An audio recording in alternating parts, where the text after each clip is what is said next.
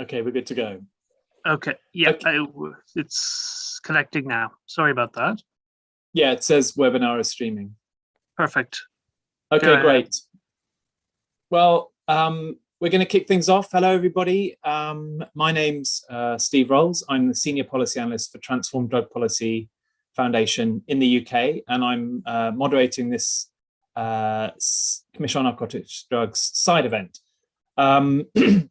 I'd like to thank the sponsors of this event, the HIV Legal Network, and our co-sponsors, which include Canada and the Netherlands, and the Centre for Drug Policy Evaluation in Canada, the International Drug Policy Consortium based in the UK, the Transnational Institute in the Netherlands, and my organisation, Transform Drug Policy Foundation.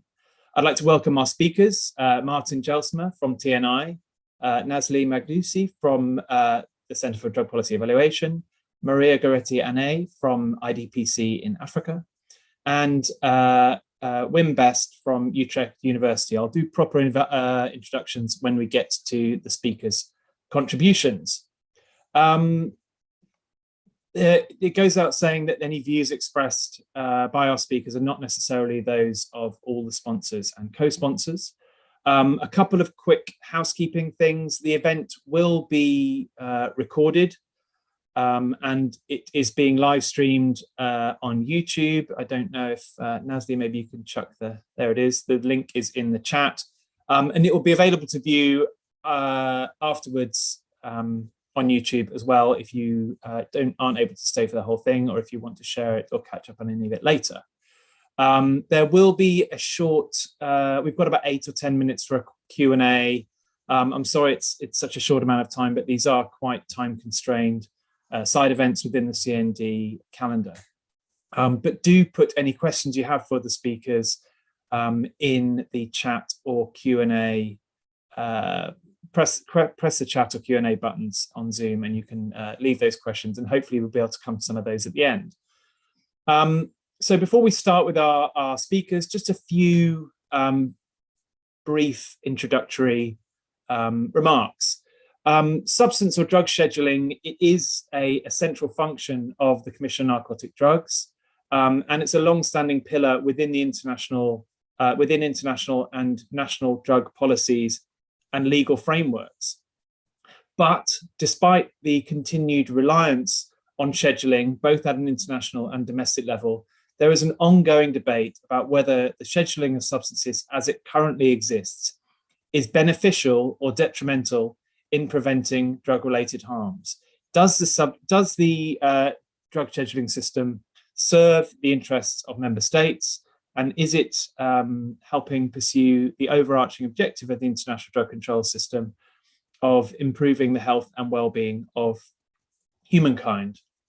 Now, the scheduling of substances has resulted, and resulting law enforcement related to the scheduling of substances is routinely followed by the emergence of new substances that often pose greater harms from consumption, as has been observed in the case of the steadily increasing rate of overdoses around the world caused by highly potent opioids, such as fentanyl analogues, in the unregulated drugs market. Scheduling of substances has also been widely criticised for impeding access to medical and scientific research.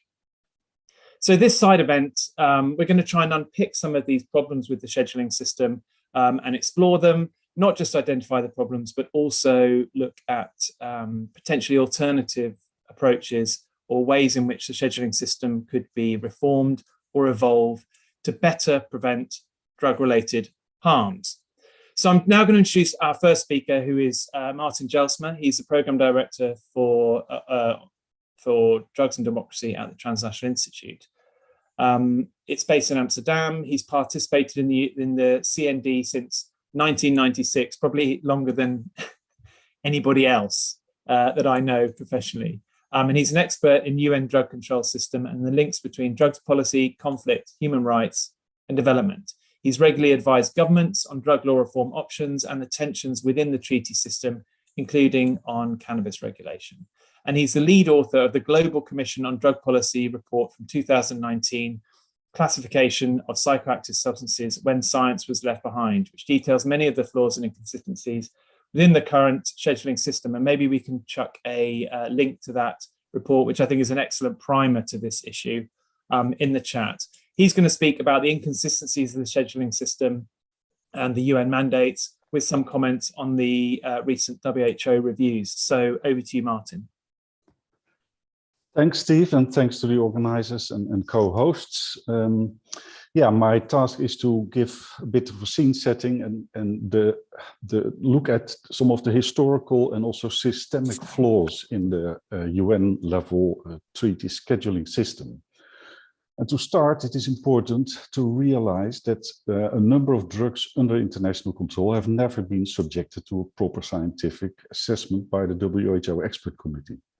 Now, in the case of the 61 convention, the core group of plant-based narcotic drugs was basically copy-pasted into it from the pre-war treaties, strongly rooted in colonial prejudices against traditional uses of opium, coca, and cannabis, which, according to the treaty, had to be abolished.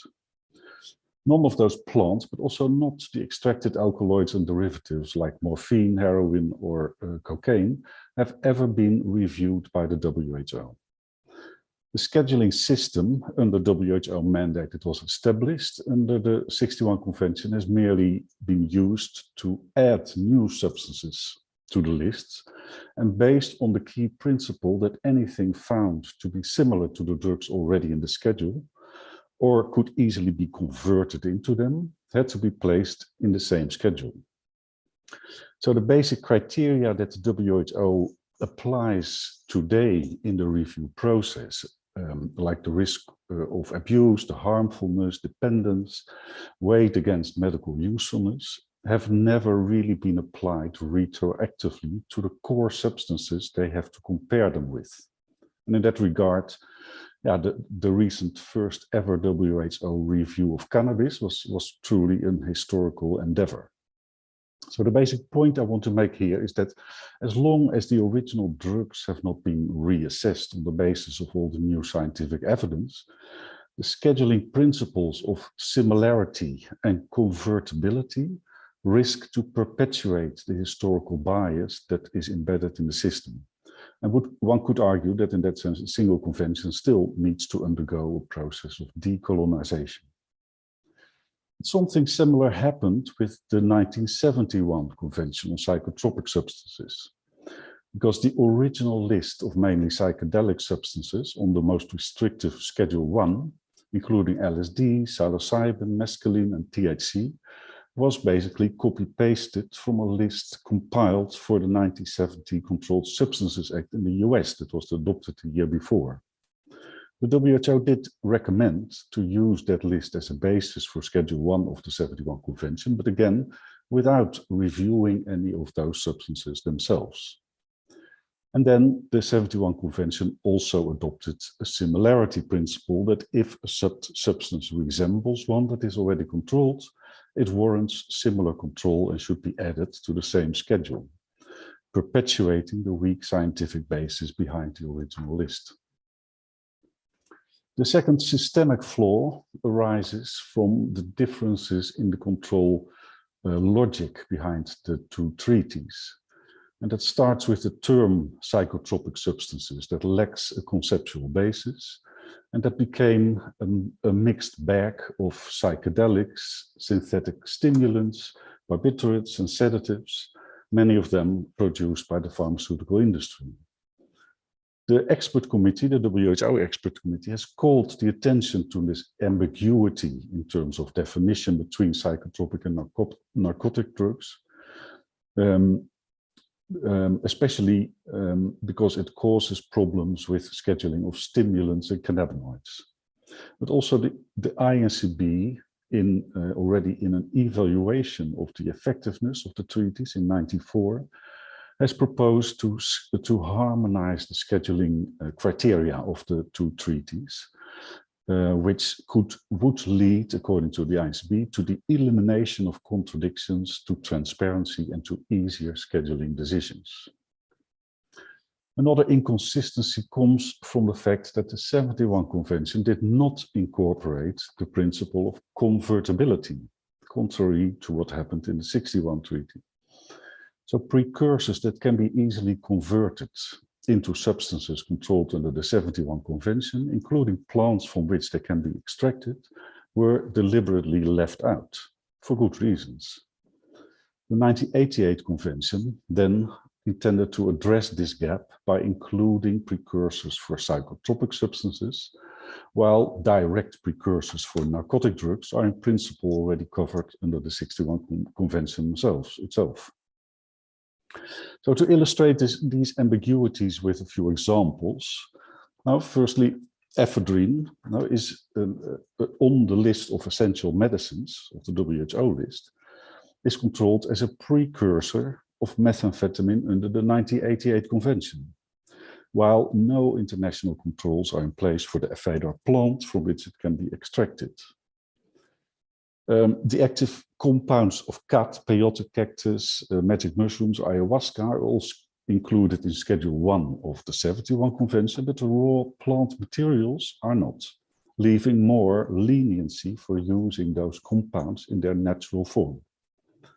And contrarily, of course, coca leaf and cocaine are in the same schedule of the 61 Convention.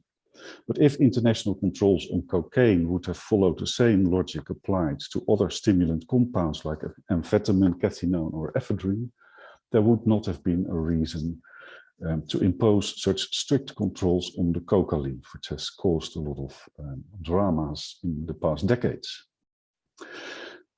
That leads me to my third point and final systemic flaw, related to the mandates of the UN entities involved in the scheduling procedures. The WHO is mandated to recommend, of course, under the 61 and 71 conventions to make recommendations about scheduling, and the CND decides by vote to accept or reject a WHO recommendation, or in the case of the 71 convention, to place it in another schedule as the one recommended by the WHO.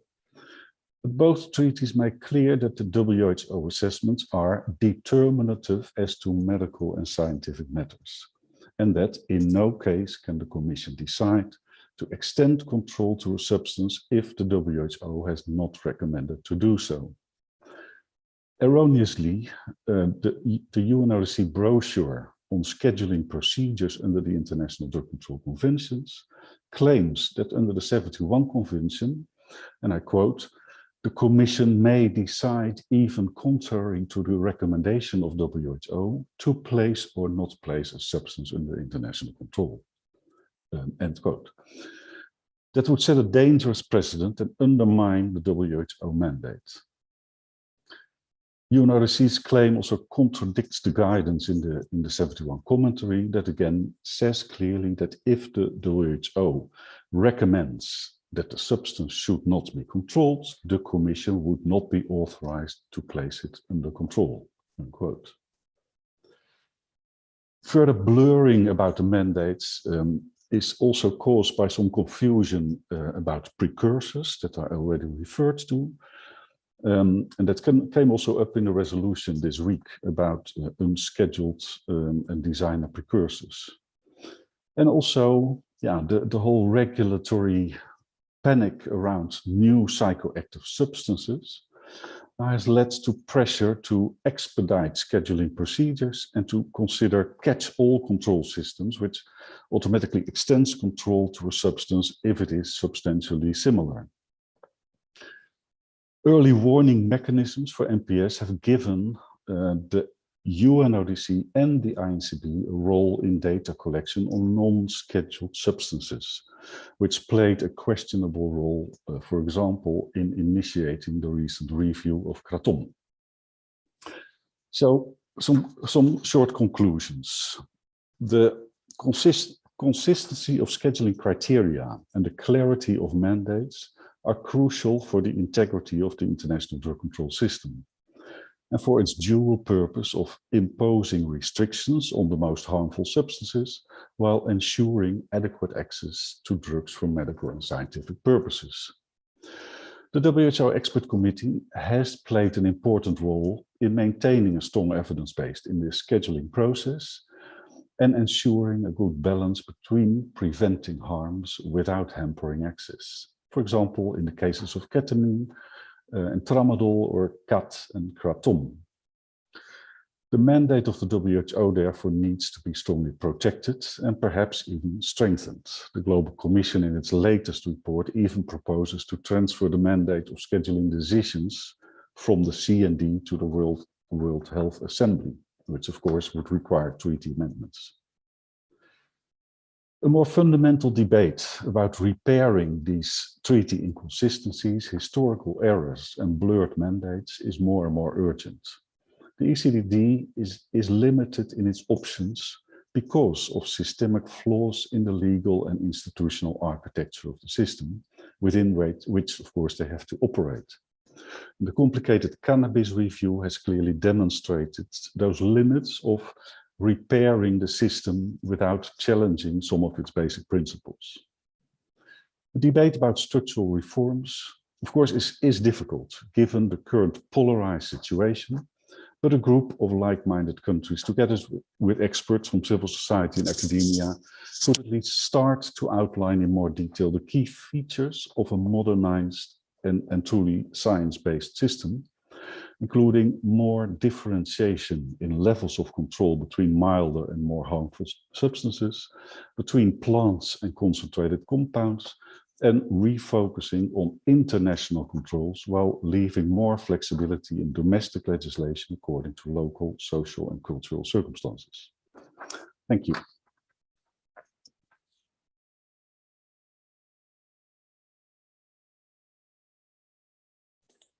Thank you very much, Martin. I'm going to move quickly on because we're slightly running over already to introduce our next speaker, who is Nazia Maghzoudi, who is the manager of policy of the Policy Impact Center, Policy Impact Unit at the Center for Drug Policy Evaluation. She's been involved in the development of evidence-based drug policies at the grassroots, local, national, and international level since 2013. Nazia is also a PhD candidate in health services research at the University of Toronto, where her research is focusing on drug checking services.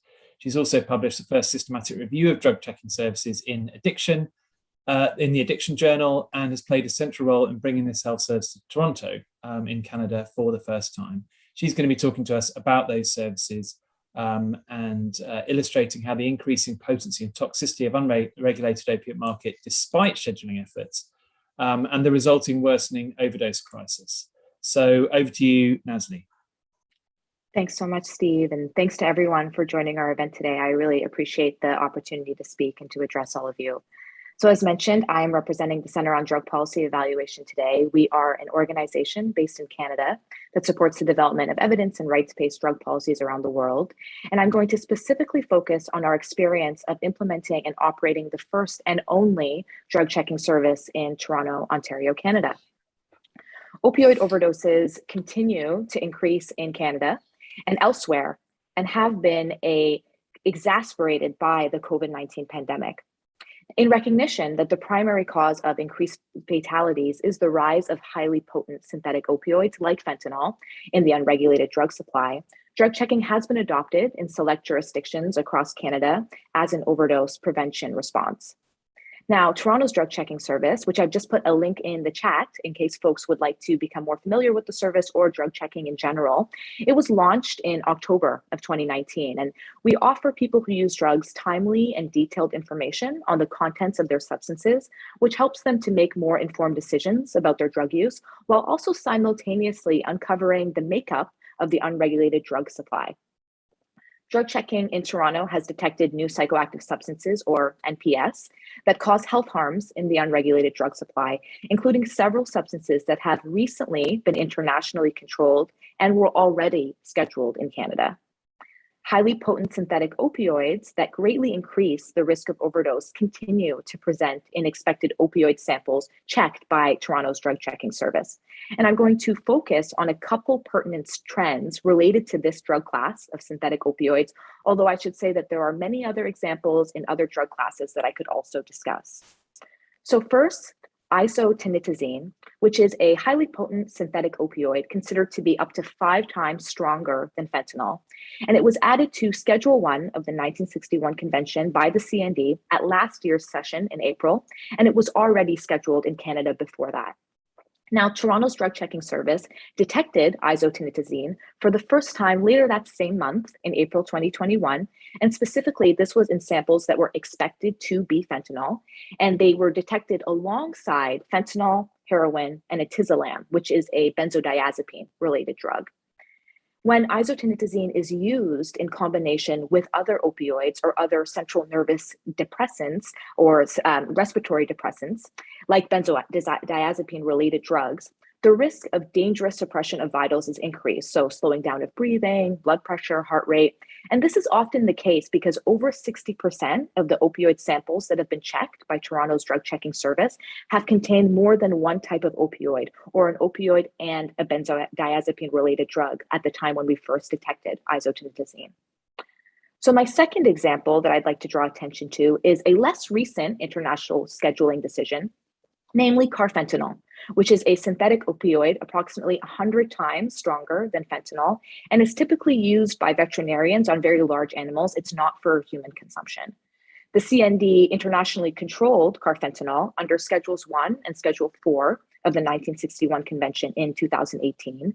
And fentanyl and analogs, including carfentanil, had already been scheduled in Canada as far back as 1996. So last month, carfentanil presented in expected fentanyl samples for the first time since September of last year, 2021. And we've seen the reemergence of carfentanil in our unregulated opioid supply before, causing an increase in overdoses. Carfentanil availability has continued unabated globally and caused deaths in several countries, illustrating that controlling substances has not prevented their emergence or reemergence in the unregulated drug supply. It's important here to recall that the unregulated opioid supply moved towards carfentanil after other less potent opioids were criminally controlled. In 2016, for example, one fentanyl analog and 2 fentanyl precursors were scheduled by the CND. Carfentanil was subsequently detected in Toronto's drug market and has remained despite itself being scheduled 2 years later internationally. So the emergence of both these highly potent synthetic opioids, which I've highlighted, they reflect a phenomenon that we've seen again and again in global drug markets. That scheduling is followed by a move towards more highly potent and thus more easily trafficable controlled substances. This phenomenon has been described as the Iron Law of Prohibition, and it applies across drug classes. It states that as law enforcement becomes more intense, the potency of prohibited substances increases. Now, other theories are also relevant to consider here, such as the balloon effect, which states that supply-side interventions without appropriate sequencing have historically increased drug-related harms. It's a phenomenon to describe the ways that trying to intervene in one part of the drug market can impact things elsewhere. It's for the way that if you squeeze one part of a balloon, it causes other parts of the balloon to expand. It applies across many examples in drug policy, such as crackdowns on drug production, spreading production to neighboring areas, or drops in the availability of a drug leading to increases in the use of other drugs. In brief, the problem is trying to control supply in a global economy where demand has not been reduced only incentivizes new supply routes or new drugs to bring to the market. And per the Iron Law of Prohibition, those new drugs are often more harmful. I should also mention the displacement replacement effect, which is a term used by the UN Office on Drugs and Crime in recent years. And it indicates that the scheduling of substances and resulting law enforcement involvement is routinely followed by the emergence of new substances. And again, those substances often pose greater harms from consumption. Scheduling has therefore been unable to control the rise of these highly potent synthetic opioids, much like the so-called cat and mouse game or whack-a-mole that's been experienced with many NPS. NPS themselves are emblematic of the increased health harms caused by a reliance on scheduling and law enforcement crackdowns, as NPS are substitutes for the illegal drugs they are replicating, but with more health harms. Such is the case with synthetic opioids, with rising overdose events and fatalities being, of course, the most apparent harm, but other harms are also evident, like the unavailability of other less potent opioids on the drug market, leading to increased tolerances, which are then not able to be easily managed with available opioid agonist therapies. We must carefully examine the ramifications of supply reduction interventions before implementing them, and consider whether other interventions, such as health and harm reduction services, are better equipped to reduce drug-related harms. Balance has thus far not been achieved, as supply-side interventions have rarely been accompanied with necessary health interventions, including for NPS. Resources dedicated to law enforcement could more usefully be redirected towards tailored health interventions developed in collaboration with people who use drugs and civil society to prevent health harms caused by those drugs in question, as well as expanding low-threshold access to pharmaceutical-grade alternatives to the toxic unregulated drug supply, what we refer to in Canada as safer supply. That is also really a critical response to the poison drug supply. We must acknowledge that the evidence has come to bear that scheduling drugs and pursuant law enforcement approaches have not been effective in deterring demand or preventing supply, and almost always have so-called unintended consequences on the most marginalized populations. We must act upon where efforts are most needed and most effective by prioritizing and investing in evidence and rights-based policy and health interventions that focus on reducing harms. It's beyond time to think, rethink, and reimagine how the global drug control system can best uphold our collective obligation to protect the health and welfare of humankind. I'll leave it there. Thank you for your attention.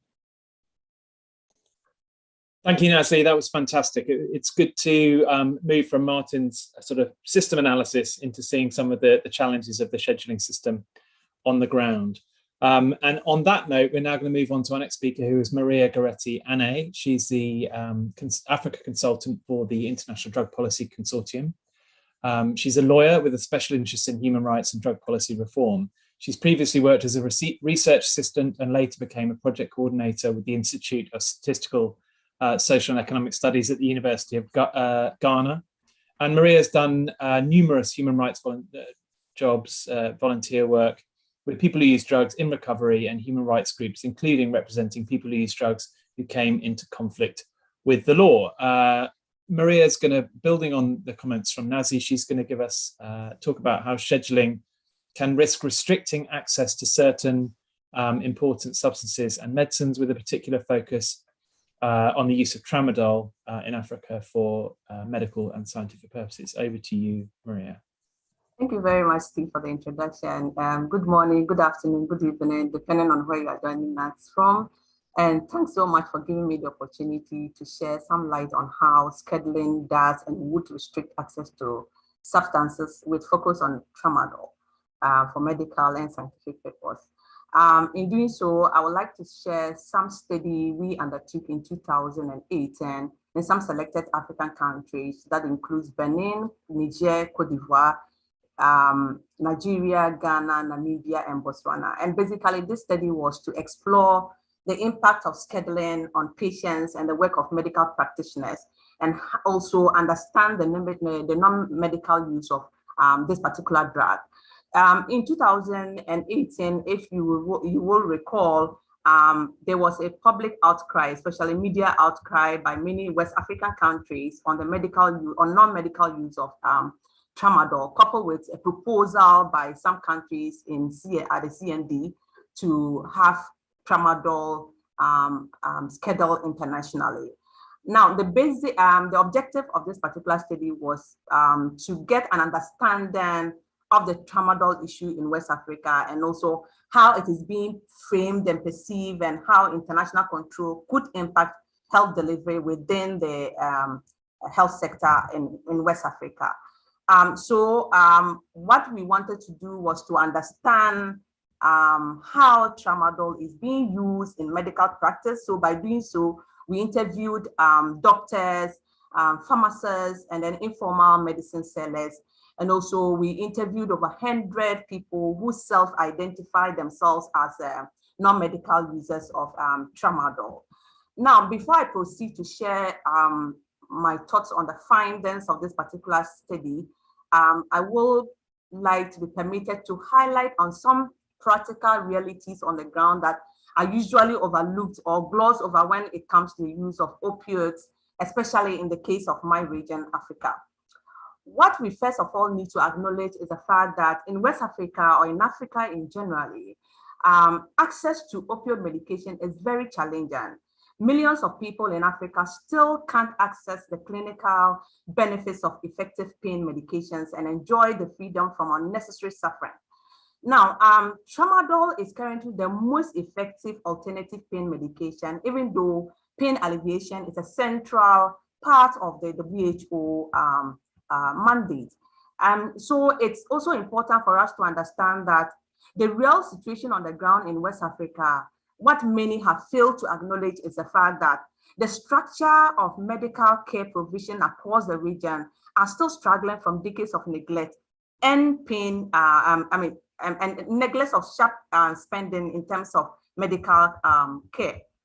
Now, existing health services focus more on preventing infectious diseases and improving the life expectancy of children and mothers, and are still struggling to meet the growing burden of non-communicable diseases. So in this region in particular, there are currently sharp increase in caseloads of cancer and HIV, which are leaving large numbers of people in need for regular medical attention. So there's that urgent need for palliative care, for helping people with chronic pain.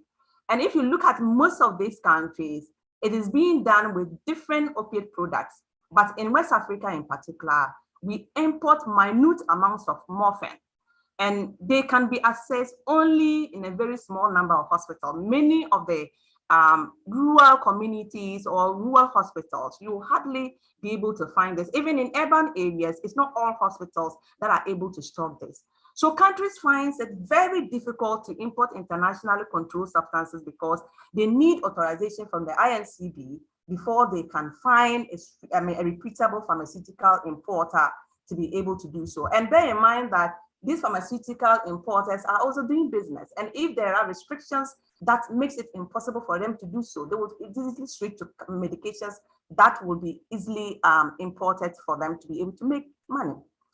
Growing social inequalities means that large sections of rural folks, but also of the urban poor, are sorely neglected in this case. And so these populations rely on the informal sector, especially the rural poor, to be able to meet their needs in terms of pain management.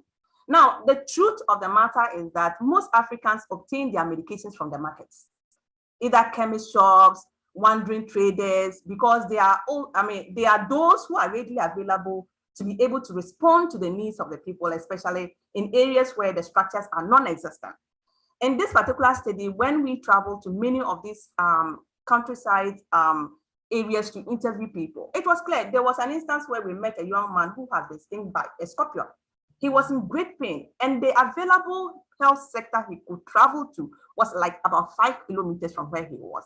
So he had to rely on the itinerary market to be able to get some pain medications for that. And what this means is that the majority of the so-called tramadol that is being illicitly sold in the markets by many of these itinerary market, sellers, is what people rely on for their use. Now, in this particular study, when we undertook and engaging with medical doctors, what we found out was that this was one of the good profile medications readily available to medical doctors in some of these communities to be able to attend to patients. So attempts to schedule this particular substance will mean that its availability is going to be very difficult for medical officers. And so it's going to create a very huge problem, which already exists, because if you look at the statistics and the consumption of pain medications within the region, it is very difficult for people to access pain medications. I take my country, for example. In 2019, Ghana had a serious shortage of morphine, and many patients who were on morphines had no morphine to be able to treat their pain. And so you can imagine if tramadol, which is a medication that many of these rural folks have to rely on for their pain medication, is scheduled, the impact is going to create in terms of access to pain management. It's also important to understand that the motivation behind the vast majority of the people who are using tramadol, the supposedly tramadol, for recreational purpose or non-medical use, we're patronizing it. As a result, from our study, we found that it was poverty and unemployment that was driving the force, people to use tramadol among the young population. There were instances where we interviewed people who manual laborers and all that. And basically at the close of the day, they are so tired and exhausted, and he's expected to be able to wake up in the following morning and work to feed his family. And so he's looking for something that will alleviate his pain and make him comfortable to be able to do his daily jobs, to bring some income home for them to be able to do. So if you look at most of the drivers of the use of non-medical tramadol, supposedly the falsified tramadol that is in the itinerary market, it was as a result of poverty, even though there were some records of people using tramadol for recreational purpose, but they were the least in terms of the study that we did. It is important to also stress that the reaction of countries regarding opioids by the de facto criminalization and increasing restrictions comes at a very high cost for people in this particular part of the region. It affects patients and the work of health professionals, and it's very critical to be more nuanced and factual, especially when we are responding to the current situation, because an addition of most of these accessible medications in the international control system will damage the very palliative care system in Africa that we already have. Now, what this will essentially do is that if we fail to address the realities of the issues, it's unlikely to solve the problem, because from our study, we found out that the diversion of some of these medications into the market were not coming from the health sector. So if you place restrictions, it is definitely going to worsen the current situation of non-availability of pain management medication in the region. And that means that the rural poor will continue to suffer. Now, so repression responses can only succeed in creating temporal shortages without eliminating the very fundamental problem that we have as a region. They fall particularly hard on the poor, who are often brutalized by law enforcement. And our entire understanding of what is happening in Africa might be based on faulty evidence and assumptions. So we need to really take a serious look at some of the initiatives as member states, especially when it comes to these particular issues. Now, from our study, we also found out that especially interviews with non-medical users, and especially our visits to most of these itinerary markets, that most of these tramadol that were supplied in the itinerary market were not coming from the health sector. So most people buy the medications in the market. And when we did a test purchase of most of these particular substances that were labeled as tramadol, they were actually substandard or falsified label tramadol that was being sold in the market. So in conclusion, Maria, I don't want to cut you off, but we're running out of time, so we won't have time for Wim. So could you wrap up? Otherwise, we're going to run out of time. Sorry to cut you off. All right. So in conclusion, what I would want to say is that as the CND or as member states, what we need to do is to provide people with legitimate, affordable, and effective alternatives. And they should be helping us to make morphine more widely available, other than looking at strategies of scheduling the only pain medications that are available in the region. And by doing so, we will be able to address the palliative situation in the region. Thank you very much. Thank you so much, Maria. I think it's just hugely useful to see to hear from you and Nazli in particular on some of the impacts of the scheduling system, or its unintended impacts of the scheduling system, in terms of its failure to prevent some of the drivers of the overdose epidemic, and in Africa, in your example, the failure to increase accessibility to badly needed medications. We're going to. Our final speaker is Wim Best, and I'm just going to move straight on to introducing him. Wim is from Utrecht University. He's a pharmacist and toxicologist, an expert on risk assessment of drugs. He's been involved in scheduling decision-making at the UN level as a member of the WHO Expert Committee on Drugs and Drug Dependence, within the EU framework through the Lisbon Monitoring Centre, and at the national level in the Netherlands, advising Dutch health authorities. So he has an intimate knowledge of the different scheduling systems and procedures. He's been involved in assessments of scheduling recommendations on ketamine, psychedelics, kratom, and many other psychoactive drugs. And just to note, he joins us today as an independent expert, and he's not representing any of these official institutions that he is or has previously worked with. Over to you, Wim. We're interested to hear your reflections and any further areas of consideration based on what we've heard so far from the other panelists. Thank you, Steve, for the short introduction. I discussed with Martin that I wouldn't give a presentation, but would elaborate on the previous speakers. And with most of them, I already disagree. It's not the conventions that have given us obstacles, nor the scheduling, nor the way we work with those drugs. If you look, for instance, at oxycodone, already under control since 1961 and even before, we saw the rise in opioid prescribing in the late 90s of the previous century and the early years, the early 10s of this century. That was a scheduled drug, Schedule 1. It was prescribed in the US, but for the wrong indications. People use it not good, and there you had your first series of overdoses. Based on that, the DEA was controlling the substance much more, and people switched to heroin, which was cheaper to access, and later on to fentanyl. So scheduling is not helping you or is providing problems.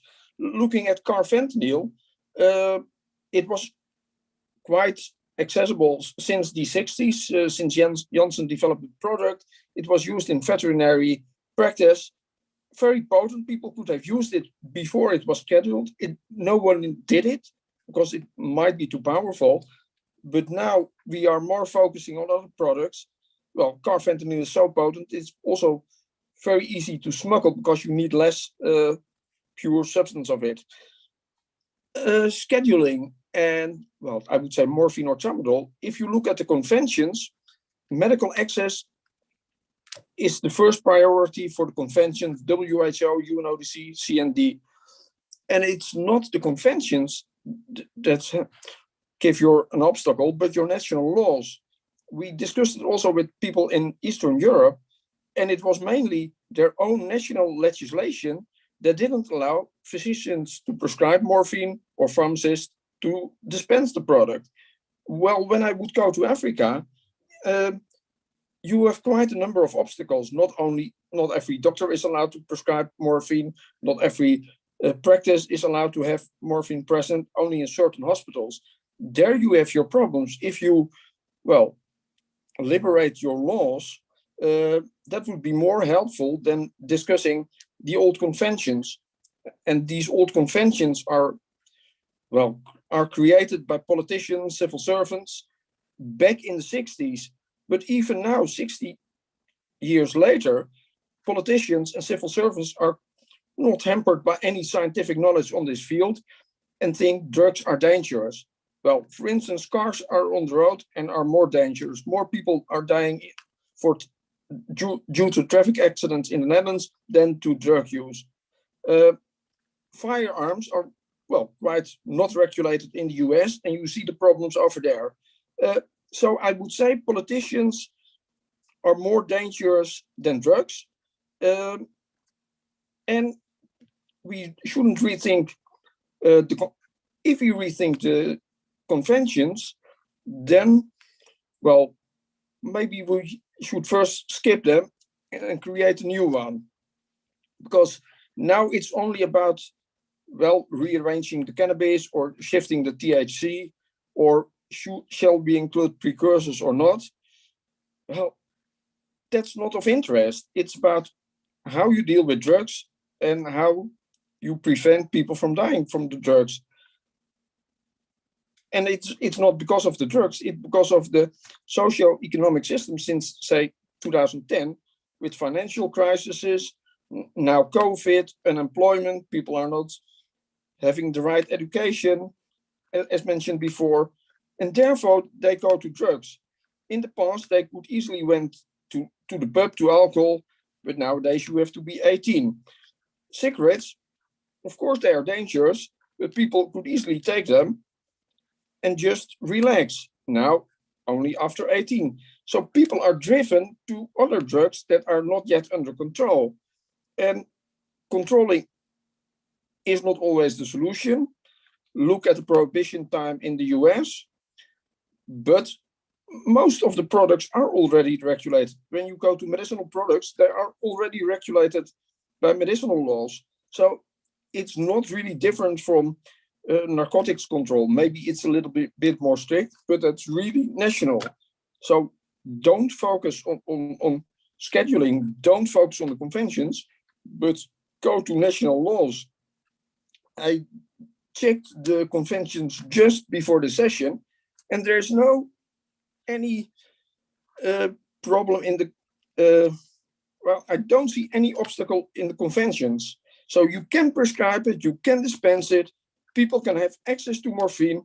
It's not about the INCB, because the INCB always say it should be available. If a country has a low estimate, they can easily rise it. We do it every year. In the COVID times, I was changing and increasing estimates almost weekly without any problem. The same holds true for morphine. So I don't see any obstacles there. Of course, what we need is not, well, better conventions. What we need is better politicians. And I would stick to that. Okay. Thank you, Wim. We've got a question. I'm just going to go straight into the Q&A because I'm conscious of we haven't got a great deal of time left. But one of the questions was that, you know, don't domestic national laws significantly reflect the convention? So if there are structural problems within the conventions, are they not then mirrored? I mean, I entirely take your point about that the problem is with politicians and implementation, but do national laws, do they not reflect? Was that not kind of the point, that the conventions were to guide national legislation? They reflect, of course, the conventions, but the conventions are not that strict. The conventions does not say you are not allowed to prescribe morphine only by doctors. If you go to Switzerland, it's more regulated. There, even your paper where your prescription is regulated by the government. Nevertheless, they actively prescribe controlled substances. Look at data from the INCB. It's in the Netherlands, heroin and cannabis in the past were both Schedule 1, Schedule 4. Nevertheless, we regulated them separately on a national level. Being heroin a hard drug, cannabis a soft drug, both are accessible for patients now. Heroin for a special group of patients, cannabis more widely spread. And even now, when you look at the Schedule 1 psychotropic substances, we allow a number of substances for clinical trials at the moment. And even for trials, not really medical, but more for scientific purpose, like LSD, which is very active, Schedule 1. In the 60s, everybody thought, oh, quite a dangerous drug. And we are now using them either for patients or for volunteers to find more about the product and its effects. So it's not the conventions, it's just national. And there you see that, well, say the traditional politicians say, okay, drugs are dangerous. No, religion is more dangerous. Politicians are more dangerous. It's not the product as such. Okay. And for instance, if you take carfentanil, and a couple of years ago, I was involved in risk assessment for carfentanil in Lisbon. When you go back to the details from Janssen Pharmaceutics, carfentanil as such is a more safer product than fentanyl. The only problem is it's more potent, so you need less. And when you are on the street and it's either 1 grain or 1.5 grain, you can't see the difference. And there you have your problem. But the product as such is more safer than fentanyl. I take your point. Thank you very much for your comments, Wim. They've been very useful and insightful. We are kind of at time, so I'm afraid we're not going to have time for any more Q&As. So with apologies to our other speakers, I'm just going to make some concluding comments. It's been a really fascinating insight into this strange world of drug scheduling, which can seem quite alien and technocratic to the outside observer, but as has been made very clear, it is actually essential to the global drug control system. So any problems with scheduling, they ripple out through the system and around the world. And we can see that the system has evolved in a rather ad hoc historical evolutionary process in a deeply politicized environment. And this is a system that was being designed back in the 50s and 60s. It hasn't evolved significantly since then. And increasingly, it's not meeting the needs of many member states and does seem to be having, as Nasli and Maria's interventions made clear, having some negative unintended consequences. And that's beyond not just the non-scientific scheduling of individual substances. These are more structural problems, as Martin elucidated, about the intersections of the scheduling systems in different treaties and some of the issues with the conflicting roles of different UN agencies and their respective mandates. So we do have a dysfunctional system, a dated system that needs to be revisited. It's not achieving its goals, and that should surely be the measure of any system analysis.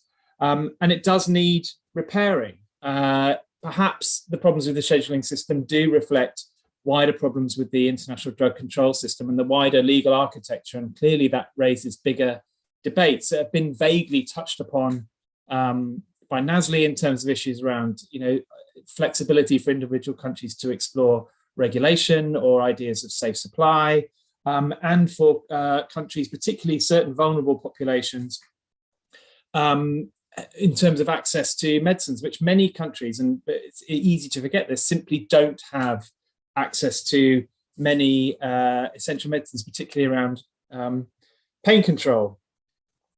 I think there were some very interesting comments from Wim that it's not necessarily just a structural problem with the conventions, but in many cases it's to do with implementation. It's the political environment that then filters through national laws. So there are these structural problems. I would suggest that there are structural problems and political problems around interventions. And I think probably I'll just finish with a quote from Wim, where he said that politicians are more dangerous than drugs. And with apologies to our co-sponsors from the Netherlands and Canada, I think that's an important note to end on. If this system is going to be reformed, it will take political will for that to happen. The mechanisms exist for review and evaluation and structural reform, but that will only happen if there is political will to make that happen. And that begins with an acknowledgement that the system as it currently exists and its implementation are not fit for purpose. So I'd like to finish by thanking all of our speakers, Nasli, Martin, Wim, and Maria. This session will be available on YouTube to watch if you wish to share it or rewatch it, or you didn't catch all of it. And on that note, I will thank you very much and bid you farewell, and I hope you enjoy the rest of the CND. Thank you very much.